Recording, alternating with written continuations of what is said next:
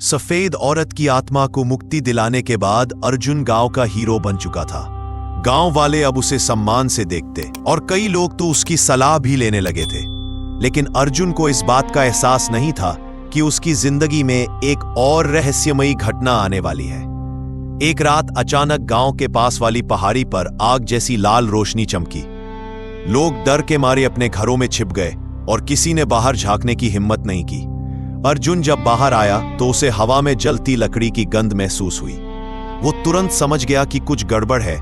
वो लालटेन उठाकर पहाड़ी की ओर चल पड़ा। रास्ता सुनसान था और पेड़ों के बीच से अजीब सी लपटें उठती दिखाई दे रही थीं।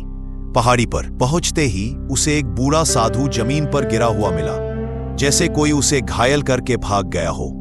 अर्जुन ने तुरंत उसे पानी पिलाया और पूछा, बाबा, ये रोशनी कैसी थी?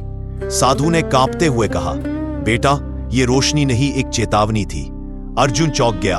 कहने का मतलब? साधु ने धीमी आवाज में कहा, घाटी में एक और आत्मा जागी है, पर यह पहले वाली जैसी शांत नहीं, ये क्रोधित है।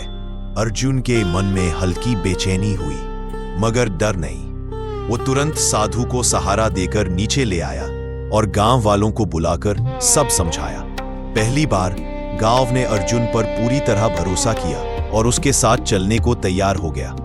अगली रात अर्जुन अकेला घाटी में पहुंचा।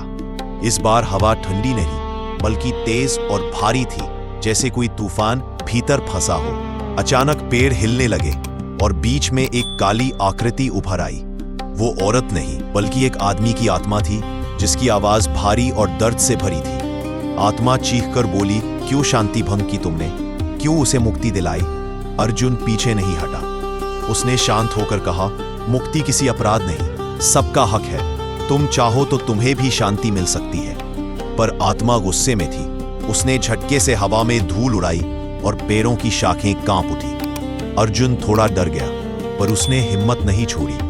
उसने उसी प्रकार एक दिया जलाकर जमीन पर रखा और बोला, ये दिया तुम्हें प्रकाश दिखाएगा। तुम चाहे जितने क्रोधित हो, पर सच यही है कि अंधेरा कभी रोशनी को नहीं रोक सकता। कुछ क्षणों के लिए सब शांत हो गया। फिर उस आत्मा की चीख धीरे धीरे कम होने लगी। उसका रूप छोटे छोटे धुएं में बदलकर आकाश में उठने लगा। अर्जुन देखता रह गया। क्रोध की जगह शांति उतर आई थी। सुबह गांव में खबर फैली कि अर्जुन ने दूसरी आत्मा को भी मुक्त कर दिया। लोगों को अब समझ आया कि डर हमेशा समाधान नहीं होता, साहस ही रास्ता बनाता है। उस दिन से गांव पूरी तरह शांत हो गया। पहाड़ी पर कोई लाल रोशनी नहीं दिखी, घाटी में कोई सरसराहट नहीं हुई। लोगों ने अर्जुन के सम्मान में एक दीपस्थल बनाया, जहां हर रात एक दिया जलता था, याद दिलाता हुआ कि सच्चा प्रकाश बाहर नहीं, इंसान के दिल में जलता है।